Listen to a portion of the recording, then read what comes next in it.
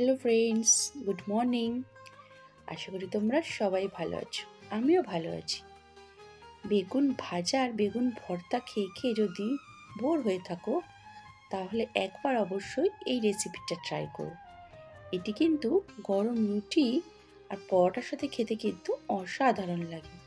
ভাতের সাথে খেতেও কিন্তু দারুণ লাগে, কিন্তু রুটি পরোটার সাথে খেতে কিন্তু বেশি ভালো লাগে। তাহলে চলো কিভাবে করছি সেটাই তোমাদের সাথে শেয়ার করি। এটা করার জন্য দেখো আমি এখানে বড় বড় 3টে টমেটো নিয়ে নিয়েছি, কটা কাঁচা লঙ্কা নিয়েছি, কিছুটা ধনেপাতা নিয়েছি, একটা গোটা রসুন নিয়েছি, আর দেখো বেগুনগুলো আমি দুটো বেগুন এরকম দু অর্ধেক করে নিয়েছি, আর কটা আলু নিয়ে নিয়েছি। এখানে আমি 5-6টা মতো আলু নিয়ে নিয়েছি। আর দেখো এখানে আমি কিছুটা ফুলকপি এরকম কুচি কুচি করে ছোট্ট ছোট্ট করে কেটে নিয়েছি। দেখেছো, এরকম ছোট ছোট করে কেটেছি। এখানে 2-3টে পেঁয়াজ কুচি করে কেটে নিয়েছি, কিছুটা কড়াইশুঁটি ছাড়িয়ে নিয়েছি, কিছুটা ছোলা আমি আগে থেকে সেদ্ধ করে নিয়ে নিয়েছি। ছোলার পরিমাণটা কিন্তু অল্পই। এবার দেখো প্যানে আমি জল দিয়ে দিয়েছি, দিয়ে একটুখানি হলুদ দিয়ে দিলাম আর একটুখানি সামান্য নুন দিয়ে দিলাম। দিয়ে এবার একে একে যেগুলো আমি কেটে নিয়েছিলাম, বেগুন, টমেটো, আলু, সব দেখো একে একে আমি এর মধ্যে দিয়ে দেবো। বেগুনগুলো সব দেওয়া হয়ে গেল। এবার দেখো টমেটোগুলো দিয়ে দিচ্ছি। এগুলো আমাকে একটু সেদ্ধ করে নিতে হবে। বেগুন ভর্তা তো লোকে অনেকভাবেই খেয়েছো, আজ আমি বেগুনের এইরকম একটা ইউনিক রেসিপি নিয়ে চলে এলাম। খেতে কিন্তু দারুণ লাগে। দেখো টমেটো, লঙ্কা, রসুন, বেগুন আর একটু সামান্য ধনেপাতা দিয়ে দিলাম। দিয়ে এবার এটাকে আমি একটু ঢাকা দিয়ে দেবো সেদ্ধ হওয়ার জন্য। দেখো ঢাকা খুলে আরেকবার দেখে নেবো, এগুলো সব একটু উল্টে পাল্টে দেবো। দেখো বেগুনটা আমি একটু উল্টে দিলাম, আর টমেটোটা উল্টানোর দরকার নেই, টমেটোটা তো সমানভাবেই রয়েছে। বেগুনটা একটু জাস্ট উল্টে দেবো, দিয়ে আর একটুখানি সেদ্ধ হওয়ার জন্য কিন্তু আমি ঢেকে দেবো। তারপর সেদ্ধ হয়ে গেলে আমি এগুলো সব তুলে নেবো প্লেটের মধ্যে।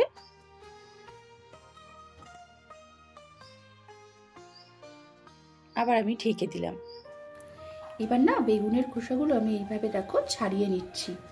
বেগুন, টমেটো, রসুন সব খোসাগুলো কিন্তু ছাড়িয়ে নিতে হবে। দেখো ঠান্ডা হয়ে গেলে কিন্তু ছাড়াবে, তাহলে কিন্তু খুব সহজেই উঠে যাবে। দেখো বেগুনের খোসাগুলো ছাড়িয়ে নিচ্ছি।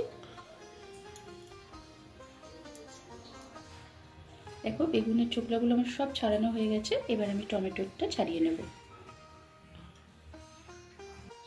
দেখো টমেটোরও ছাড়ানো হয়ে গেছে। এবার আমি রসুনের কোয়াগুলো এক এক করে সব কিন্তু ছাড়িয়ে নেব। এরমভাবে দেখেছো বন্ধুরা, এরমভাবে কিন্তু চোখলাগুলো সব এক এক করে ছাড়িয়ে নিতে হবে। রসুনের এগুলো খোসাগুলো না দেখো এরমভাবে এক হাত দিয়ে করবে, সঙ্গে সঙ্গে বেরিয়ে যাবে খুব তাড়াতাড়ি। সব চোখলাগুলো ছাড়ানো হয়ে গেলে দেখো তারপর সব কটা একসাথে সবগুলো মেখে নেবে। এই দেখো এখানে লঙ্কা সেদ্ধগুলো কিন্তু আমি মেখে নিচ্ছি। সবই তো আমি সেদ্ধ করে নিয়েছিলাম, লঙ্কা, রসুন, টমেটো সব এইভাবে ভালো করে মেখে নিতে হবে।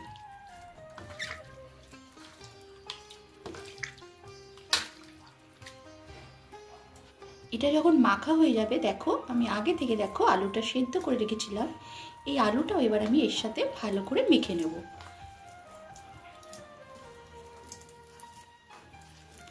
আলুটা আগে এইভাবে ভালো করে একটুখানি ম্যাশ করে নিতে হবে, তারপর বেগুনের সাথে ভালো করে মেখে নিতে হবে। দেখো আমার কিন্তু সব মাখা হয়ে গেছে। আলুর সাথে বেগুনটা আমি ভালো করে মেখে নিয়েছি। কড়াইতে আমি তেল দিয়ে দিচ্ছি, তেলটা গরম হয়ে গেছে। এবার সামান্য কালো জিরে আর শুকনো লঙ্কা ফোড়ন দিয়ে নেব। দিয়ে ভালো করে একটু ফোড়নটা ভাজা ভাজা করে নেব। এবার দেখো কেটে রাখা পেঁয়াজগুলো আমি এর মধ্যে দিয়ে দেবো। ফোড়নটা যখন একটু ভাজা ভাজা হয়ে যাবে, কেটে রাখা পেঁয়াজগুলো দিয়ে দিলাম। একটুখানি জাস্ট ভাজা ভাজা করে নেব, একটুখানি, বেশি ভাজা ভাজা করবো না। ওতে দেখো ধুয়ে রাখা ফুলকপিগুলো আমি দিয়ে দিলাম। ফুলকপিগুলো দিয়ে এবার আমি ভালো করে একটু নাড়াচাড়া করে নেব। এবার পরিমাণ মতো দেখো আমি হলুদ দিয়ে নিলাম। এবার দেখো পরিমাণ মতো নুন দিয়ে নিলাম, সেই জন্য অল্প আঁচে ফুলকপিটা একটু ঢেকে দিলাম। ভুলে আমি না কড়াইশুঁটিটা দিতে ভুলে গেছিলাম। কড়াইশুঁটিটা একটু দিয়ে দিই, কারণ ফুলকপির সাথে কড়াইশুঁটিটা একটু ভাজা ভাজা হয়ে যাবে আর একটু সেদ্ধও হয়ে যাবে। কড়াইশুঁটিটা দিয়ে দেখো আমি একটু ভালো করে নাড়িয়ে ছাড়িয়ে নিলাম, নিয়ে এবার আমি ঢেকে দেবো। হালকা গ্যাসের ফ্লেমটা একদম লো করে রাখবো এটা সেদ্ধ হওয়ার জন্য। দেখো তো ঢাকাটা খুললাম আমি। এবার ফুলকপিটা একটু ভালো করে নাড়াচাড়া করে নেব। ফুলকপিটা একটু ভালো করে নাড়াচাড়া করে নিলাম। এবার এর মধ্যে কেটে রাখা টমেটোগুলো আমি সব দিয়ে দেবো।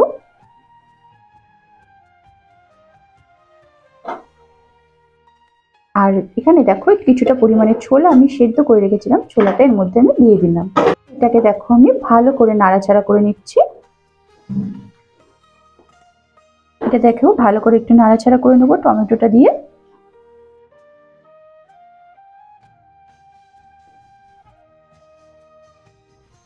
এবার এর মধ্যে আগে থেকে মেখে রাখা বেগুনগুলো দিয়ে দেবো। দেখো আমি যে বেগুনগুলো মেখে রেখেছিলাম, বেগুন, টমেটো, রসুন, আলু, সেগুলো আমি দেখো এর মধ্যে এবার দিয়ে দিচ্ছি। এবার এই বেগুনগুলো সব এর ভিতরে দেওয়া হয়ে গেছে দেখো। এবার আমি এটাকে ভালোভাবে নাড়িয়ে নেব, সবকিছু যাতে একসাথে মিশে যায় সেই জন্য ভালো করে নাড়িয়ে নিচ্ছি।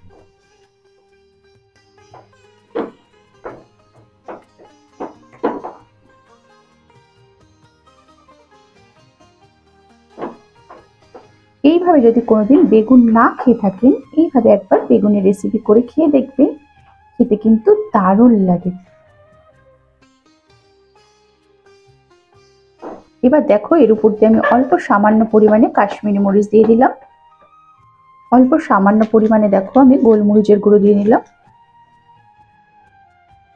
আর দেখো একটুখানি চাট মশলা দিয়ে দিলাম।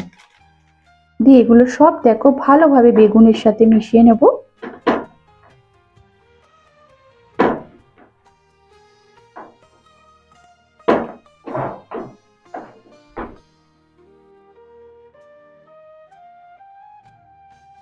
আর এটাকে কিন্তু ভালোভাবে নাড়িয়ে যেতে হবে যাতে তলা না লেগে যায়।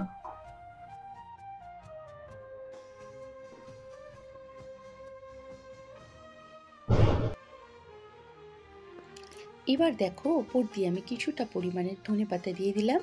কিছুটা কিন্তু সেদ্ধ হওয়ার সময় দিয়েছিলাম আমি। ধনেপাতা দিয়ে দিলাম, দিয়ে এবার আমি ভালো করে ধনেপাতাটা বেগুনের সাথে ভালো করে মিশিয়ে নেব। মিশিয়ে আবার কিন্তু একটু ভালো করে আমি নাড়াচাড়া করে নিচ্ছি। দেখো বেগুনের এই ইউনিক রেসিপিটা খেতে কিন্তু দারুণ লাগে, একটা অন্যরকম স্বাদ। আর বেশি ভালো লাগে জানো তো রুটি আর পরোটার সাথে। ভাতের সাথে ভালো লাগে কিন্তু রুটি পরোটার সাথে বেশি ভালো লাগে। যখন দেখবে এটা তলাটা লেগে লেগে আসছে তখন ভাববে কিন্তু এটা হয়ে এসছে, তখন এটাকে নামিয়ে দিতে হবে। এটা কিন্তু আমার হয়ে গেছে, এবার আমি এটাকে নামিয়ে ফেলবো। দেখো বন্ধুরা এটা আমি নামিয়ে ফেলছি। তাহলে বেগুনের এই ইউনিক রেসিপিটা কেমন লাগলো আমাকে কিন্তু অবশ্যই কমেন্ট করে জানাবে। আর ভালো লাগলে একটু লাইক ও শেয়ার করে দেবে। আর যারা আমার চ্যানেলটাকে এখনো সাবস্ক্রাইব করোনি অবশ্যই একটু সাবস্ক্রাইব করে দিও। আর বাড়িতে তো বেগুন সবার আছে, চলো ঝটপট আজকে একটু বানিয়ে নিয়ে দেখো তো কেমন খেতে লাগে। আর আমাকে কিন্তু অবশ্যই কমেন্ট করে জানাবে। শীতের দিনে এরকম যদি একটু বেগুনের রেসিপি থাকে না, উফ, জাস্ট রুটি আর পরোটার সাথে জমে যায়। আর গরম গরম ভাত করে নিলে আর এরকম একটা রেসিপি থাকলে আর কিছুই লাগবে না, ঝটপট হয়ে যাবে।